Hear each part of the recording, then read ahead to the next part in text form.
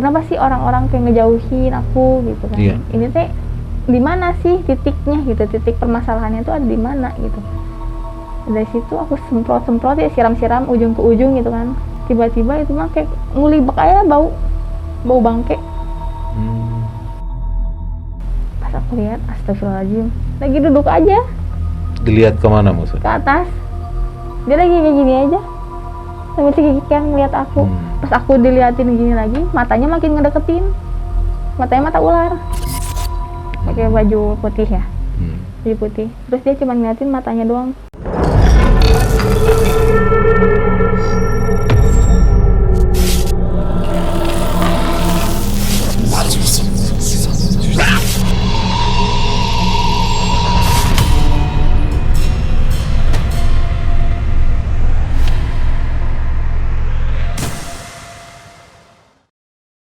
Assalamualaikum warahmatullahi wabarakatuh, Sobat Malam Mencekam. Kita ketemu lagi di channel yang akan mengisahkan cerita yang horor dan mencekam. Malam hari ini kita sudah kedatangan narasumber yang akan mengisahkan kisahnya. Dan narasumber yang hadir di studio ini memiliki satu kelebihan, yaitu di mana beliau bisa melihat hal-hal yang gaib. Banyak kejadian-kejadian yang beliau alami. Nah, gimana kisah selanjutnya? Ini dia kisahnya, namun kita akan ngobrol dulu dengan narasumber. Namanya dengan siapa teh? Boleh perkenalkan? Nama saya Sasa. Sasa ya. Sasa tinggal di Jalan Cicadas. Cicadas, di Bandung berarti Di ya? Bandung. Tinggal di Bandung. Dan sekarang kegiatannya apa nih? Saya seorang pekerja. Karyawan ya? Karyawan. Di salah satu RS di Kota Bandung. Salah satu rumah sakit di Kota Betul. Bandung ya. Udah berapa lama itu teh? 2 tahunan. 2 tahunan ya. Teteh memiliki kelebihan bisa melihat makhluk-makhluk gaib. Apakah itu betul? Iya, tapi di situ saya kayak ada penolakan untuk nggak mau lihat gitu. Oh, sebenarnya ada, cuman nggak mau ya, nggak mau ya. Itu menyadari punya kelebihan itu Awalnya kapan tuh? nggak sadar sama sekali. Step by step, sedikit-sedikit aku ngerasa kayak kok aku lama-lama jadi orang aneh. Bisa banyak lihat kejadian aneh, terus ngeliat orang yang nggak bisa lihat kayak gitu sih. Per tahun 2017. Dari tahun 17. 2017.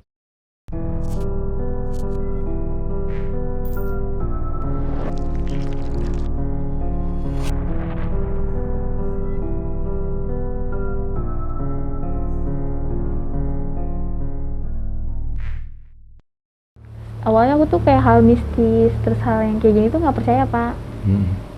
Sampai orang tua ngejelasin, kamu tuh harus percaya, kita tuh ada 2 alam, katanya gitu kan. Alam gaib sama alam dunia. Aku tuh selalu bilang, aku mah nggak percaya. Dalam hal apapun yang namanya mistis, aku nggak percaya.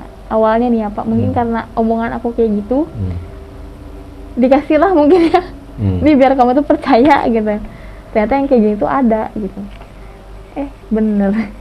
Setelah yang aku rasain dari dulu gitu ya, dari pertama peka sampai aku bisa ibaratnya ngerasain yang jahat ke keluarga gitu kan, yang mau jahat ke aku juga, yang aku percaya langsung di situ. Mistis itu berarti benar ada yang namanya santet atau apapun, ternyata emang ada gitu. Kayak pelet kayak gitu. Dan dari situ aku kayak ya emang sih ini mah udah harusnya aku mengakui dan aku percaya gitu. Setelah punya rasa percaya kayak gitu, aku kayak lebih enjoy aja hidup, kayak nggak takut. Terus cuman malasnya tuh kalau udah datang bisa peka ya, mulut tuh kadang nggak bisa dijaga gitu Pak. Tiba-tiba aku tuh ngomong aja ceplos gitu. Kayak misalnya teman aku lagi galau atau apa ya, kenapa ya, terus aku tuh kayak gini, terus aku tuh nggak bisa kontrol langsung ya udah kamunya kayak gini, coba kamunya kayak gini, mungkin kamu nggak akan kayak gini.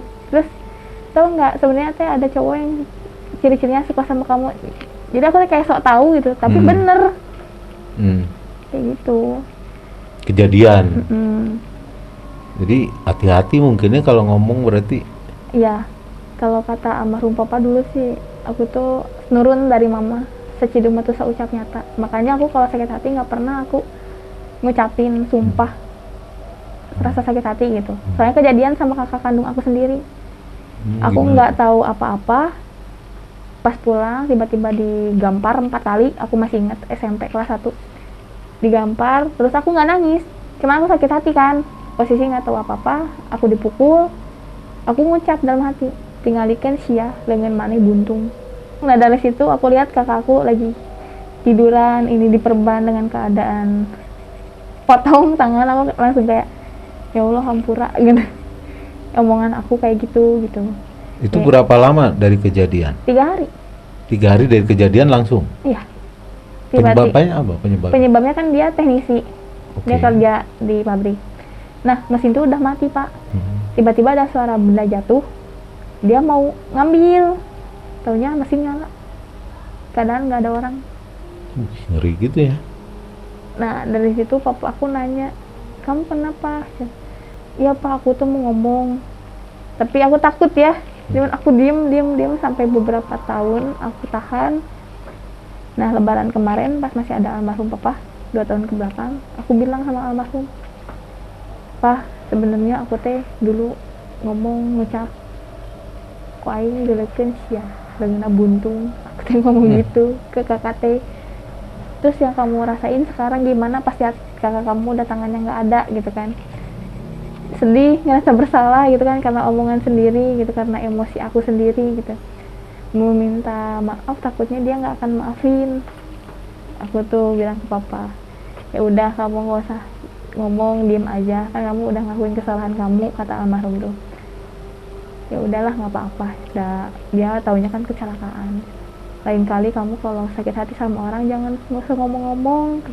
Makanya setelah kejadian kakakku itu, aku tuh udah tahan emosi, tahan mulut gitu ya, tahan hati biar supaya nggak ngucap aneh-aneh. Nah cuman ya yang kemarin ada kasus dengan tetangga, ya aku merasa nggak enak ya, diusik terus padahal kitanya udah biasa aja, udah nggak gimana-gimana. Sampai-sampai sama aku beberapa kali disumpahin itu terjadi. Gimana? Jadi emang dasarnya syirik mungkin ya tetangga ini tuh. Kita tuh nggak pernah ada rasa syirik sama mereka. Nah mereka tuh selalu kayak nggak mau kesaingin lah di tetangga tuh. Padahal aku mah sama orang tua ya kalau ada, kalau enggak jadi nggak sombong apa gimana enggak gitu kan. Cuma yang namanya orang iri dengki ya, ibaratnya udah dasarnya nggak suka gitu. Ya dia melakukan segala sesuatu hal dengan cara apapun. Pengen usaha mamah aku bangkrut, pengen mamah aku kelaparan, yang meninggal bahkan, terus aku sama adik-adik aku kelaparan, suasana di rumah berantakan dalam artian kacau gitu kan. Pengen papa mamah aku berantem terus tiap hari sampai mau cerai beberapa kali Pak itu tuh.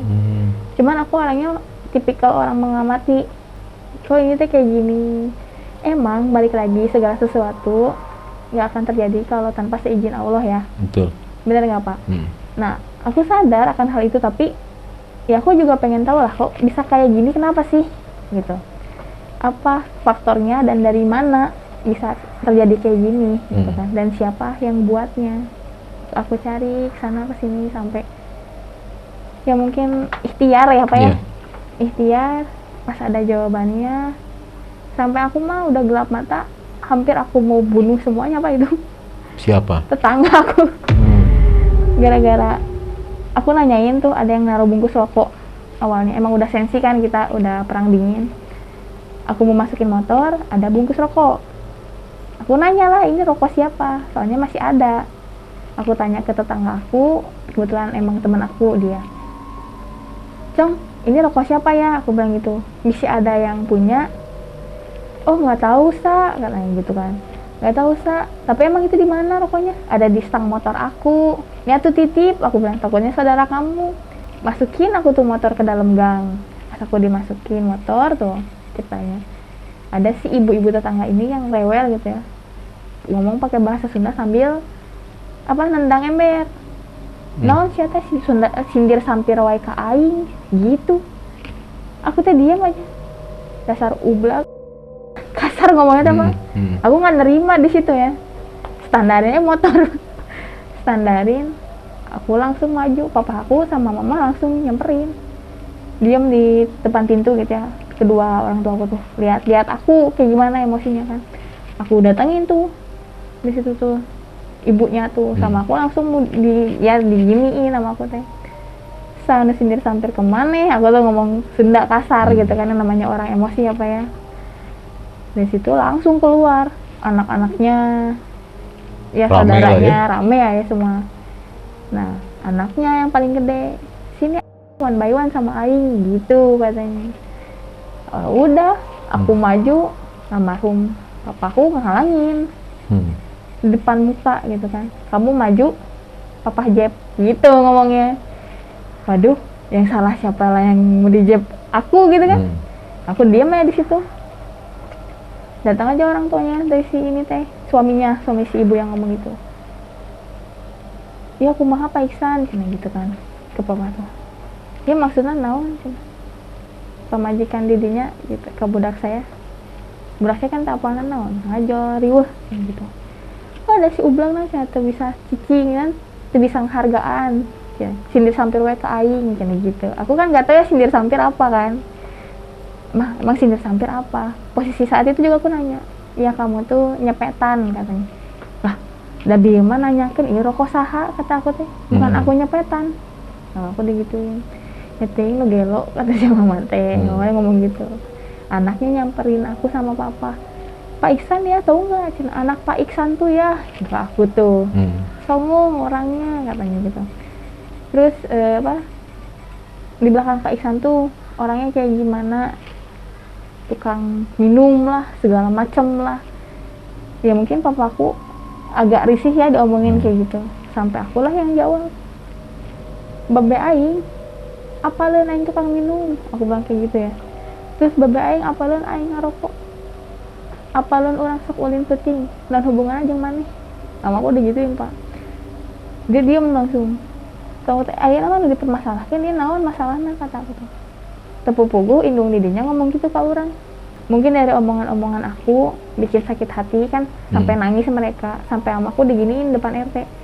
Sok cerik ama aku digituin. Panggil masa cing loba. Aing mah moal sieun ku sasaha aja. Itu aku ya dulu Pak. Aku sampai astagfirullahaladzim kalau inget dulu gitu ya. Nah dari situ membekas mungkin ya omongan aku sakit hati. Mereka ngejatuhin aku secara langsung nggak bisa. Ya itulah yang tadi lewat goib. Itu goibnya seperti apa itu goibnya? Yang aku rasain nih, yang biasanya aku banyak temen ya Pak ya, tiba-tiba temen itu menyurut. Gak ada, kayak ibaratnya yang aku rasain ya, mungkin udah ada feeling kayak digegeleh. Jadi orang teh ngeliat aku teh geleh, mau cewek mau cowok gitu. Terus aku ngerasa temen aku tuh banyak, tapi makin sini sampai aku nggak punya temen. Nah satu itu, yang kedua dari masalah keuangan ya Pak. Jadinya mama aku udah ada yang di ACC, udah ibarat dari transfer duit dibalikin, dan si konsumennya bilang, lah kok saya malah ngebalikin duit ya, padahal kan saya butuh gitu. Nah dari situ aja udah nggak masuk akal gitu kan, kok ngebalikin duit tanpa sadar, aneh kan. Dari situ ya aku, yang tadi aku bilang, aku ngulik, aku nanyain sama orang bisa gitu kan, ini kenapa kayak gini tanpa sepengetahuan orang tua. Terus aku ikut tadarusan Al-Quran, terus kayak bukan ini ikhtiar lah ibaratnya gitu kan ya. Sampai adalah beberapa yang ngasih simpatisan ke aku gitu, karunya cina katanya anak ini teh banyak diserang sana sini katanya gitu, keluarganya tuh kasihan. Nah dari situ aku ditanya minta apa, aku minta pengen bisa tahu orang yang mau jahat sama aku. Yang nanya siapa? Adalah jadi si orang itu teh kemasukan. Nah kemasukan karuhun. Nanya incu hoyong naon. Nah aku bilang, Ki aku mah hayang nyahoy saha nu jahat ke keluarga aku. Dari situ ya udah aku keimplang, terus dari tidur ya dari mimpi gitu kan, bahwa si orang ini yang jahat. Dan sempat aku sumpahin tuh kalau emang dia bener orangnya, ya orang naik ngabalikin, manehna hayang kolot orang maut, manehna heula nu maot gitu. Kejadian gitu. Kejadian Sama- dia yang meninggal atau gimana? Jadi si tetangga ini minta tolong mungkin, nanya, nah dikasih tahu sama si orang ini ke dukun Tasik, orang Tasik dukunnya. Sampai sekarang pun dia masih hidup, tetangga aku masih hidup. Ya kayak gitu akunya udah tahu sifat dia, udah tahu perlakuan dia sama keluarga aku, jadi aku nggak mau memaafkan sebenarnya. Bahkan pas papa aku udah ripuh juga, ibaratnya udah nggak bisa apa-apa, mereka satu keluarga datang nangis-nangis ke papa aku minta maaf akan hal yang mereka lakuin selama ini dari tahun 2014. Dari 2014? Iya, itu dari aku masih SMA. Mereka tuh jahat banget gitu sampai segitunya sama keluarga aku. Makanya yang namanya dendam wajar lah ya, udah keterlaluan gitu, udah pakai hal gaib gitu kan. Sampai aku tuh kayak dikasih bau gitu, badanku kayak dikasih bau bangke. Aku disuruh nyiramin air lah sama orang di satu, terus ibaratnya disuruh mandi pakai kembang kan, terus ya pokoknya ngikutin lah kata orang pinter gitu ya, biar ketahuan gimana gitu kan. Tapi pas yang terakhir itu puncaknya aku udah bener-bener capek gitu ya. Ya Allah tolong dilihatin. Ya aku minta tetap ke Allah ya Pak ya. Tolong dilihatin lah ini ada apa gitu di rumah teh. Kok sampai sebegininya. Terus kayak kenapa sih orang-orang kayak ngejauhin aku gitu kan. Yeah. Ini teh di mana sih titiknya gitu. Titik permasalahannya itu ada di mana gitu. Dari situ aku semprot ya, siram-siram ujung ke ujung gitu kan. Pakai air yang dibekelin. Yang dikasihin. Tiba-tiba itu mah kayak ngulibek aja bau bangke. Setelah disiram air Setelah itu? disiram kayak bau bangke. Sampai mah kok bau bangke ya, aku bilang. Nyari, aku pikir positif thinking, takutnya ada bangke tikus ya. Aku cari nggak ada. Aku bilang, mah kok ini bau bangke ya, kata mama tuh gitu. Caci dating ieu mah ning ka arurang teh nu jahatna. Di situ aku ngulik lagi, dikasih kayak bacaan-bacaan gitu ya Pak ya. Aku tuh tipe orang yang males ngebaca sebenarnya. Cuman karena halnya mepet pengen tahu tuh siapa yang jahat gitu. Sampai kita kontak bertiga, aku, mama sama papa. Ya ada ketahuan dukun yang ngemainin kitanya. Itu siang bolong aku ketiduran, ada orang tinggi hitam nongol gini depan pintu. Aku bilang, mah awas, aku bilang gitu. Nanti ada jangkung badag hideung kata aku, nongol hareupeun pantok eta tah dukuna. Aku udah ngomong gitu. Iya neng emang, sok mama duduk di kursi. Jadi kan ini kursi, ini kursi di pintu, itu jalan. Emang bener nongol Pak, top gini. Pas mama aku lagi duduk lagi gini ngeliatin, dia langsung balik, langsung gitu. Apa sih kayak nyingcat lah gitu. Nyingcat gitu, kayak gitu. Oh mama udah tahu nih mukanya. Terus papa langsung datang, ada ya dukunnya dari Tasik datang. Mah, kata papa, mah nanti di depan kan ada tiang tuh, sama dulu kan ada pot, nanti di pot lihat bisa ada apa-apa gitu.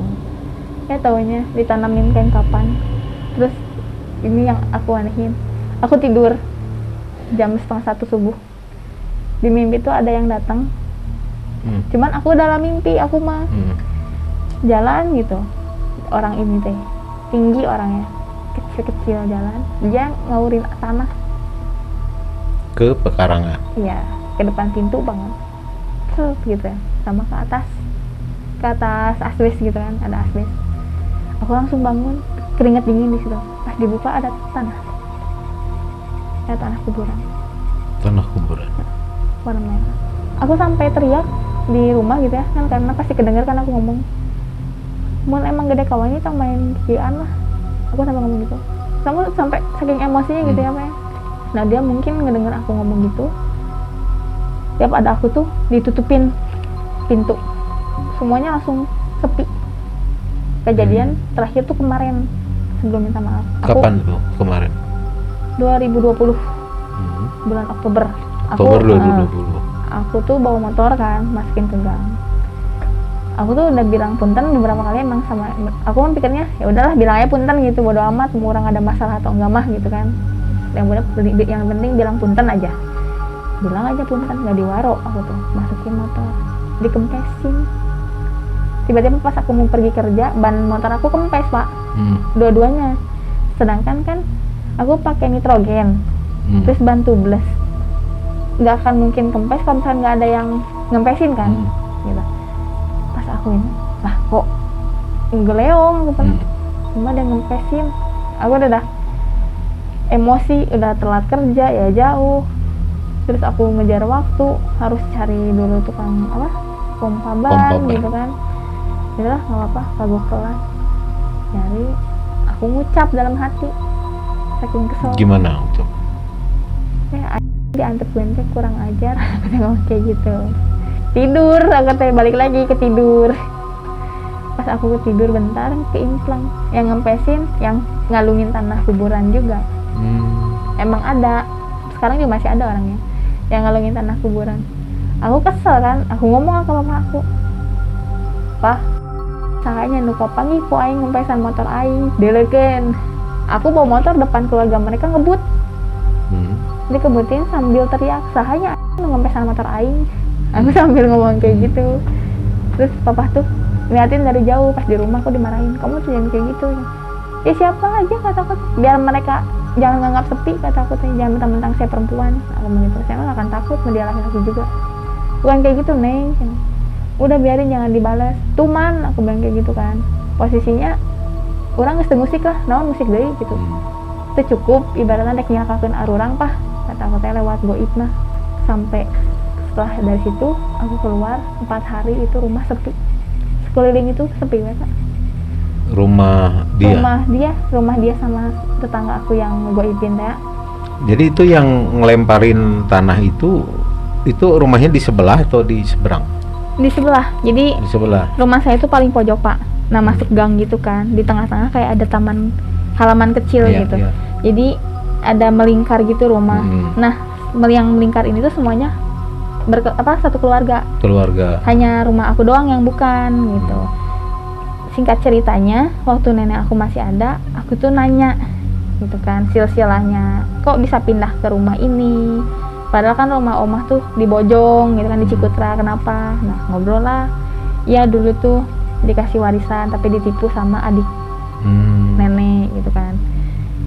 Oh gitu, nah ini yang tersisa katanya gitu. Ditukar sama rumah ini. Omah juga sebenarnya nggak mau Neng, tapi dah gimana ya? Udah ditipu, kagok, jadi ya udah di sini. Aku nanya, "Omah pas beli rumah ini dikasih jalan nggak?" Aku bilang kayak gitu. Jadi nenek aku sama si nenek yang nyebelin ini teh, dulu tuh pas deal-dealan beli rumah, emang keadaan jalan udah ditutup, terus emang dikasih jalan lah, ibaratnya cuma sepetak doang.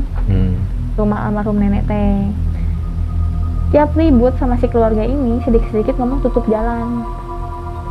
Kenapa gitu? Nah aku tuh aneh kan, kenapa nanya, "Oma kenapa sih mun orang gudeng si teh ngomongnya teh masalah tutup jalan. Jadi gini Neng, dulu teh pintu ini teh jalan gang gitu. Cuman sama adiknya almarhum nenek gitu, yang licik ya, ditutup Pak.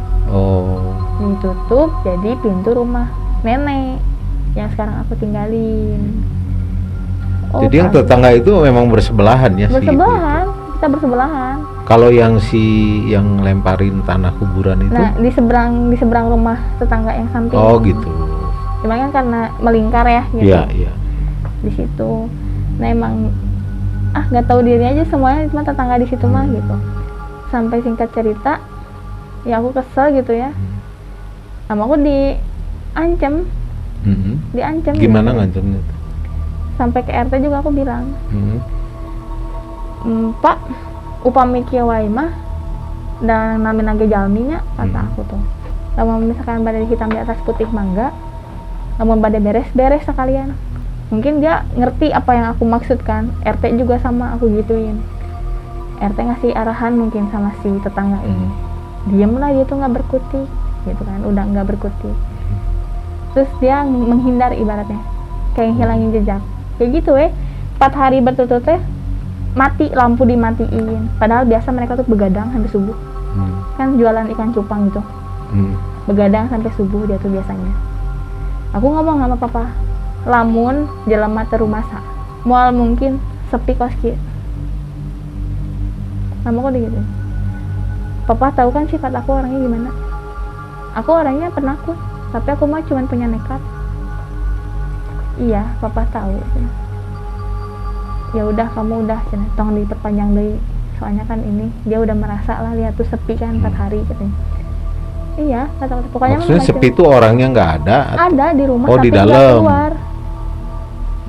Nggak keluar Pak, jadi nggak ada kehidupan sama 4 hari itu.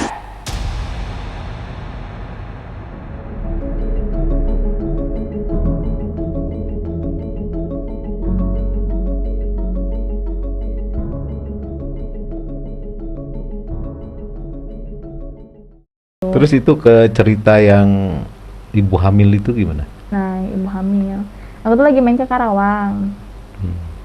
Ya liburan lah ke rumah kakak aku yang pertama. Pulang biasa ada lanjut jaga malam kan. Prepare, aku tuh pakai seragam. Dia lagi kan jualan seblak tuh. Dia lagi masak seblak. Itu tuh tetangga juga? Iya, tetangga yang sebelah. Yang sebelah, pas bersebelahan. Pas sebelahan banget, sebelahan benteng banget itu sama benteng rumah. Tuh cenah. Si ublag karek indit, karek dek indit digawe. Si tuh ganggu teh. Pas aku lagi ngelewat belok banget. Dalam hati belekeun sia kereuneuh badag ama teh gitu nya. Budak mana cing kos deuleukeun we emang. Dari situ lahirannya susah. Pokoknya bayinya tuh udah meninggal di perut. Di dalam. Dan di atas kepalanya itu ada tainya. Sampai ya itu karena ada tetangga yang lihat ya, ngomong eta cenah budakna si teh eta emangnya aya tayan di luhur huluna, asa teu mungkin, hal yang nggak mungkin katanya gitu. Ya nyampe lah ke telinga aku kan, mamah biasa kan ngobrol sama tetangga gitu. Nah kemarin hamil keguguran lagi, karena gitu kelakuan dia tidak menyadari, selalu begitu, berulahnya begitu lagi gitu. Jadi mereka tuh satu keluarga besar tuh sirik, tapi siriknya tuh yang nggak masuk di akal gitu. Gak tahu siriknya kenapa dari dulu. Apa yang disirikin pun kita nggak ngerti ya. Nggak ngerti. Padahal papa aku kurang gimana almarhum, dapat rezeki kan suka mancing, dapat ikan banyak dibagi-bagi, nggak pernah tuh gimana gitu kan. Selalu ingat lah sama tetangga di sebelah gitu kan. Ini buat si ini buat si ini, bahkan kalau lebaran atau ada rezeki pun anak-anak mereka tuh dikasih sama almarhum papa tuh. Sekarang secara logikanya yang disirikin apa gitu kan, sebelah mananya siriknya. Nah sebelah gitu mananya, karena nggak suka kita bangkit atau apa. Ada yang kayak gitu. Nah dari situ, oh pengalaman hidup kurang ternyata berat ya, harus bercampur dengan goib, harus merasakan ibaratnya kayak tempur sama tetangga kayak gimana gitu kan, berantem sampai dengan hal yang goib kayak gitu. Terus yang masalah ini, yang masalah apa, ada kuntilanak apa maksudnya di gang itu? Di gang. Itu kenapa itu? Tiap Kamis malam Jumat. Itu kerjaan siapa itu sebenarnya? Tetanggaku. Oh masih dia juga? Masih dia juga. Nggak tahu itu apa gitu. Itu gimana dibuat caranya? Kayak gitu. Nah tiap malam, aku kan orangnya dulu sering main malam ya Pak ya. Sering main malam, tepat di malam Jumat Kliwon, pas Kliwon banget. Kalau kata almarhum papa tuh hari sial aku itu tuh. Jadi aku tuh sebenarnya nggak boleh kalau misalkan malam Jumat tuh keluar gitu, karena tiap malam Jumat aku pasti aja celaka. Ini juga kaki jadi tatoan. Pas malam Jumat juga gitu kan. Nah papa tuh ngomong, kamu mau mana? Mau main, aku bilang gitu. Jangan pulang subuh-subuh. Iya. Ya jangan nongkrong terlalu inilah.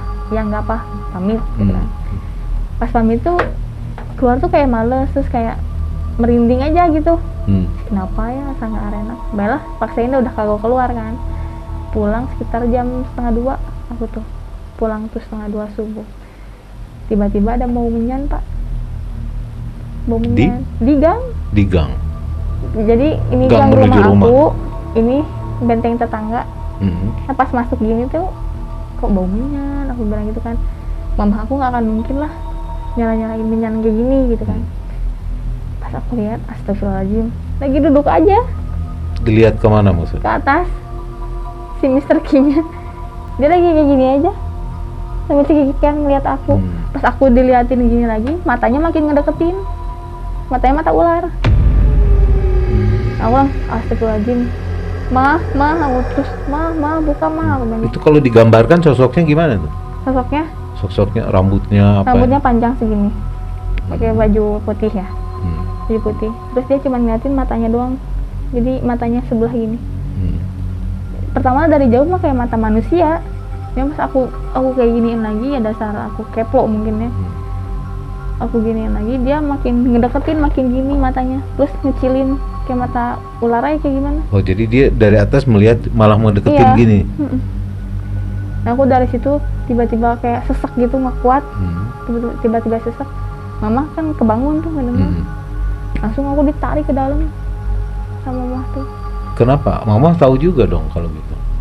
Karena ngeliat aku udah kayak gitu, aku udah ngeliat ke atas udah gini ya, pas lihat tarik ke dalam, dikasih bawang tunggal. Terus Apa? bawang tunggal, jadi bawang yang satu biji. Kan Bawang ada merah, bawang putih. bawang putih bawang putih tunggal yang kecil.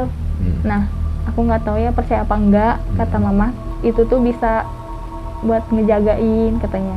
Dikasih dimakan. Diginiin di basuh gitu. Nah, nggak lama papa datang, bawa aja sapu nyere Bapak datang dari mana? dari jembatan kan, karena Dari lagi luar? mancing. Oh, pulang ya? Bapak pulang. Papa pulang, mungkin udah ngerasa ya.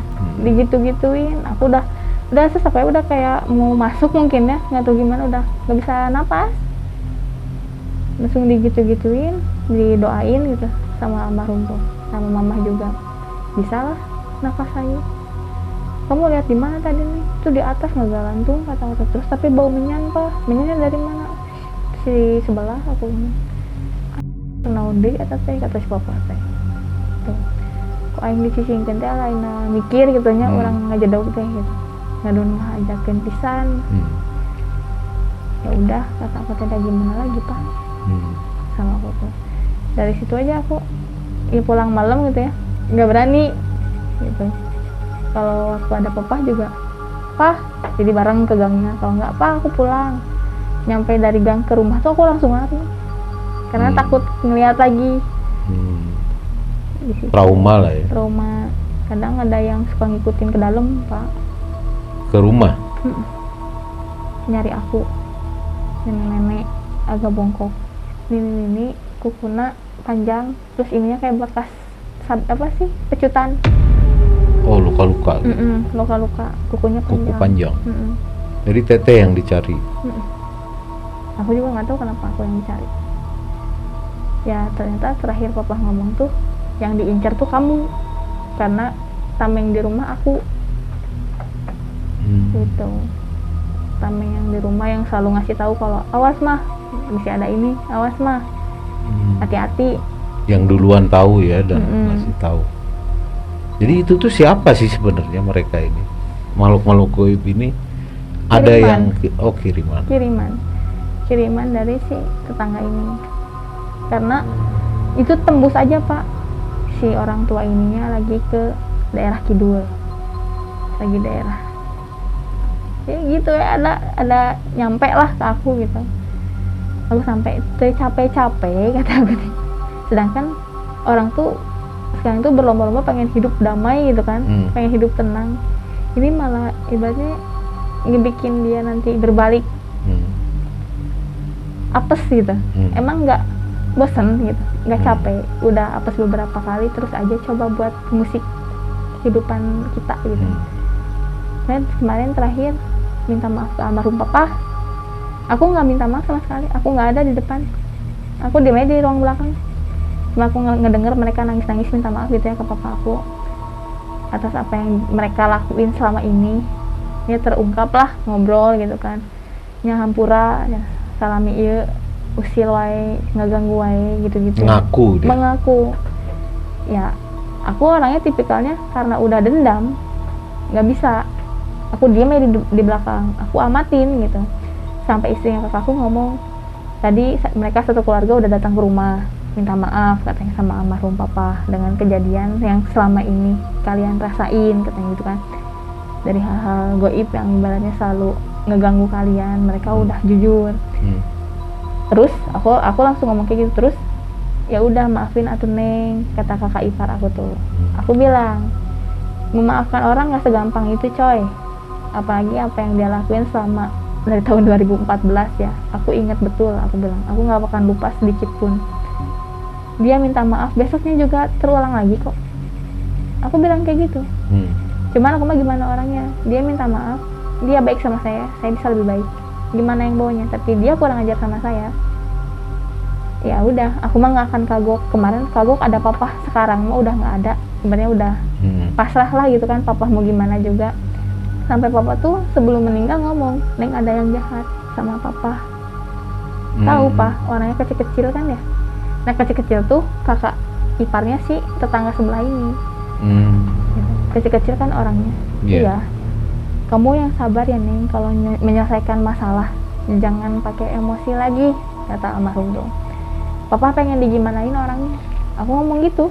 Saking aku udah gelap mata gitu kan, papa mau digimanain orangnya, jangan dibalas, nanti juga Allah pasti balas kok, nggak apa-apa. Itu papa aku pas udah nggak bisa apa-apa ya, sampai duduk pun dia minta aku bangunin gitu. Jadi aku nyender, jadi senderan almarhum gitu kan. Kamu harus kuat katanya gitu, pasti ini orang musik terus sampai kapanpun katanya.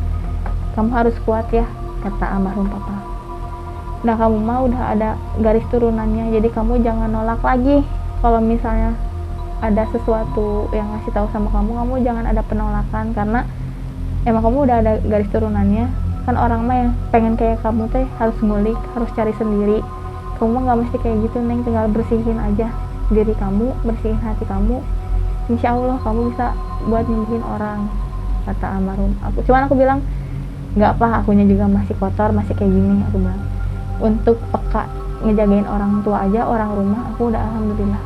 Aku nggak akan bertekad jauh ibaratnya untuk mengasah lebih dalam biar aku bisa nyembuhin orang, karena emang aku nggak mau di situ, kata aku kan. Ya udahlah papa percaya sama kamu. Nah dari situ papa aku nggak lama ngorok, meninggal di situ. Tahun berapa tuh? Tahun ini Januari. Oh kemarin. Tahun ini Januari. Kemudiannya yang kenapa aku dendam banget sama tetangga ini, karena udah sering terlalu sering ngasih hal pahit gitu kan. Sedangkan tiap aku mau bertindak, almarhum papa tuh selalu jangan nanti juga ada balasannya, jangan. Nah sekarang pas papaku udah nggak ada, aku kayak mikirnya macem-macem aja, udah nggak ada jangan gitu. Aku juga nggak akan diem kan, nggak akan tinggal diem. Tapi sampai sekarang apakah ada nggak hal-hal lain yang mereka lakukan lagi? Mereka sibuknya nih ya sekarang tuh, kalau aku mau bawa motor suka dihalangin gang tuh pakai jalan tuh kursi. Sengaja berarti ya? Sengaja. Cuman karena aku orangnya sekarang bertindak lempeng ya Pak, aku standarin motor, aku pindahin kursinya. Tanpa aku ngomong, aku pindahin aja kursinya, aku masukin jalan motor lagi. Itu tetangga yang sebelah dan yang melemparkan tanah kuburan itu berapa orang sih sebenarnya? Totalnya sekeluarga itu 7 orang. Totalnya 7 orang. Totalnya 7 orang dari 2 keluarga.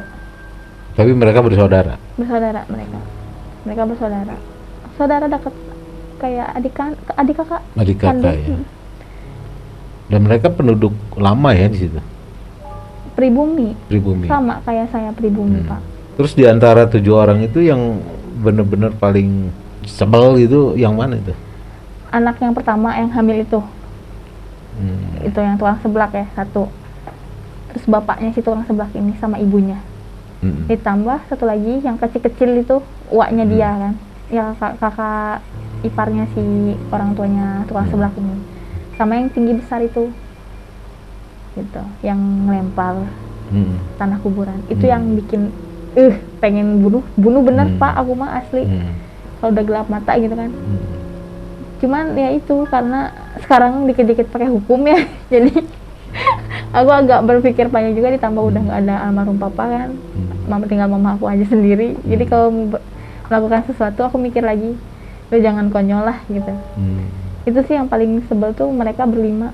Sirik berarti ya, Iya. lihat orang maju nggak bisa. Betul. Jadi ada istilah apa? Susah melihat orang senang, Iya. senang melihat orang susah gitu Betul, kali ya. kayak gitu Pak. Udah tabiat atau gimana? Tabiatnya emang kayak gitu kayaknya. Soalnya aku cerita sampai kan pas aku berantem itu ngebentak-bentak satu keluarga mereka sampai kedenger kan, booming tuh satu RT sama aku tuh. Sampai kan kita diriungin RT RW akunya gitu kan. Sampai pas sama RW juga, ya emang sifatnya begitu Neng katanya. Tadinya mah aku mau ditonjok di depan keluarga aku, keluarga dia. Itu orang tuh tadinya ya. Berani? Berani, aku udah berdiri, cuman mama langsung sama papa nahan bahu, istighfar kamu teh. Sampai kayak gitu kan. Ya di situ berbincang-bincang biasa lah ya, bercekcok sampai keluarga besar pun, kok si Sasa kayak gini sih marahnya katanya gitu. Yang namanya orang kan ya Pak, secara pertumbuhan terus dengan apa situasi yang dia dapat gitu kan, bisa bertolak belakang gitu. Jadi keluarga itu sampai sekarang masih ada ya? Masih ada, cuman yang 7 orang itu? Masih ada sampai sekarang. Masih juga seperti itu? Sekarang mungkin udah nggak begitu yang aku lihat sih. Cuman anaknya aja masih agak-agak julid gitu, suka ngomongin. Ke aku kan pernah aku tantang nih, dulu nggak berani, sekarang larinya ke adik aku yang bungsu. Ngata-ngatain terus sama tetangganya, ngegosip gitu. Adik aku gonta-ganti aja cowok katanya, padahal adik aku tuh yang bungsu sama tomboy kayak aku. Temen tuh banyaknya lingkungannya laki-laki gitu. Paling ya aku selalu ngomong gitu kan, tadi ada diomongin gini, berani pukul, nggak berani kamu pulang, aku ngomong gitu. Tapi nanti kalau misalnya aku pukul terus orang tuanya marah, atau misalnya nanti jadi ada yang marah gitu ya, yang orang gedenya, aku yang turun. Nah, aku digituin, aku yang turun kata aku, karena dikasih omongan nggak bisa gitu kan, disabarin nggak bisa ya wayahna gitu. Kita mendidik ya wajar, ngasih pelajaran ya harus, apalagi orang kayak gitu kan. Jadi ya adik aku tuh aku didoktrin aja kayak gitu. Itu kalau yang kejadian pernah ada apa namanya, ada kaki besar atau itu gimana?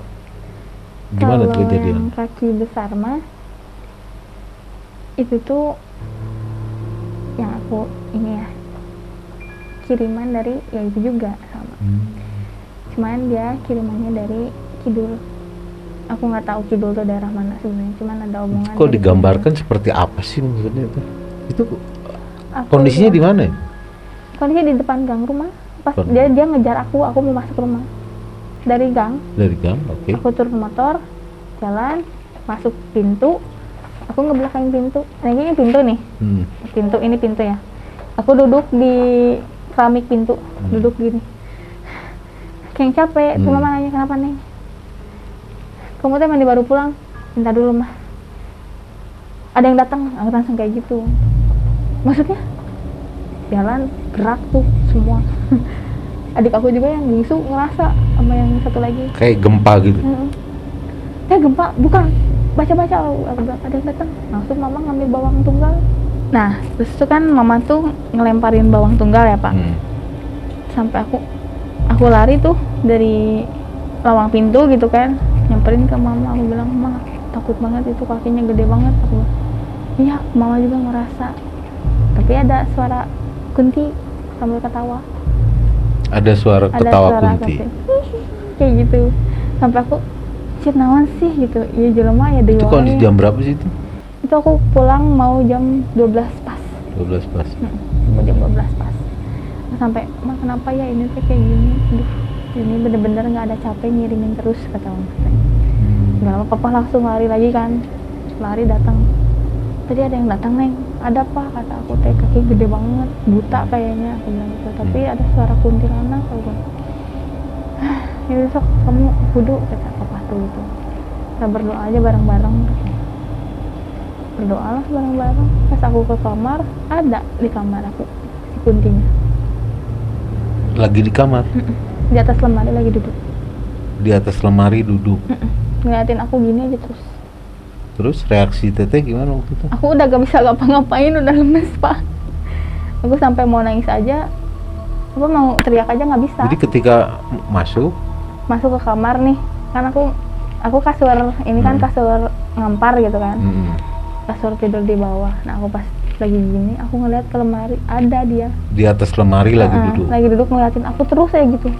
Aku udah nangis, terus panggil orang tua gitu ya, panggil orang, kayak nggak ada suaranya. Nah ada adik aku lagi tidur yang bungsu gitu kan, karena udah itu saya tidur. Adik aku yang bungsu sama aku digini-gini, pisbangnya gitu kan, tempat tidur, gedung.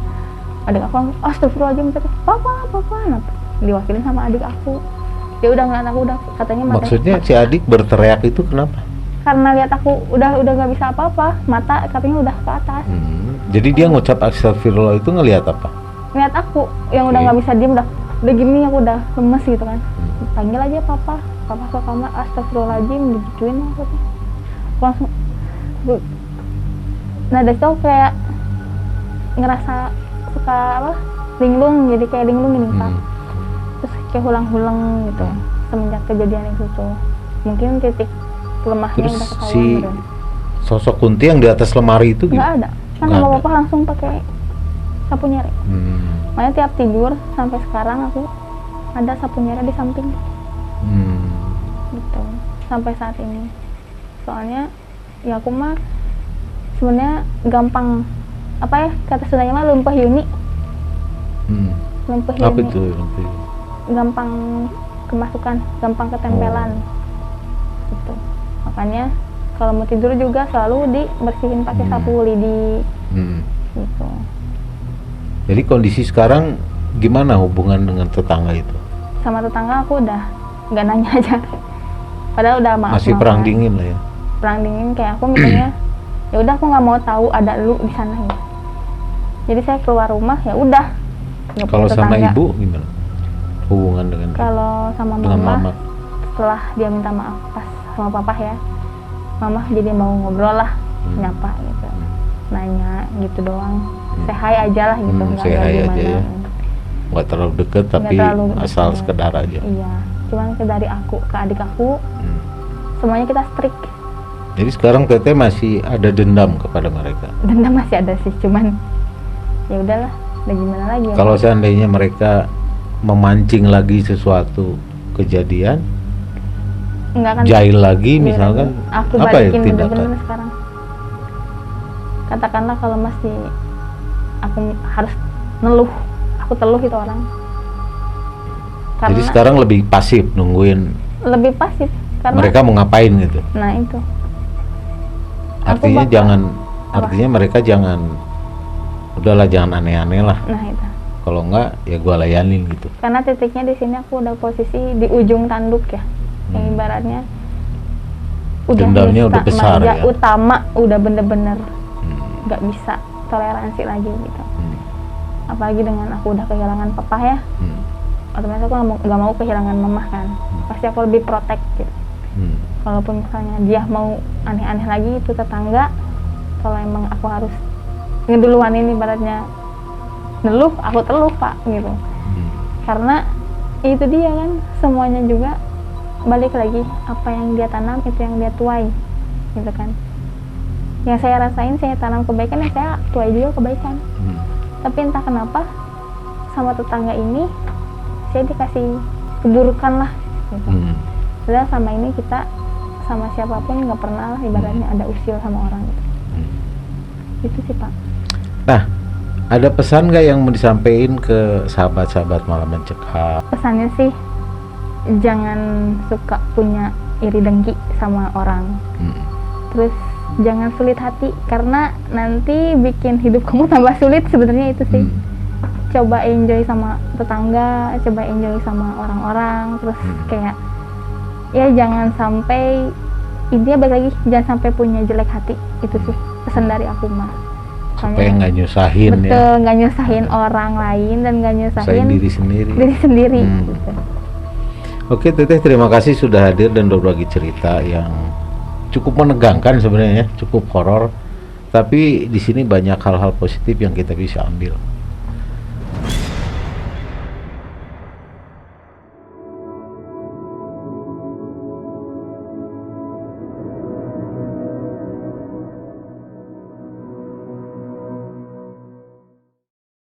Baik sahabat malam mencekam sekalian, semoga Anda bisa mengambil hal yang positif dari cerita yang disampaikan oleh Teh Sasa dan membuang hal-hal yang negatif supaya bisa kita aplikasikan dalam kehidupan kita sehari-hari. Tunggu video-video selanjutnya. Saya Yudi. Assalamualaikum warahmatullahi wabarakatuh.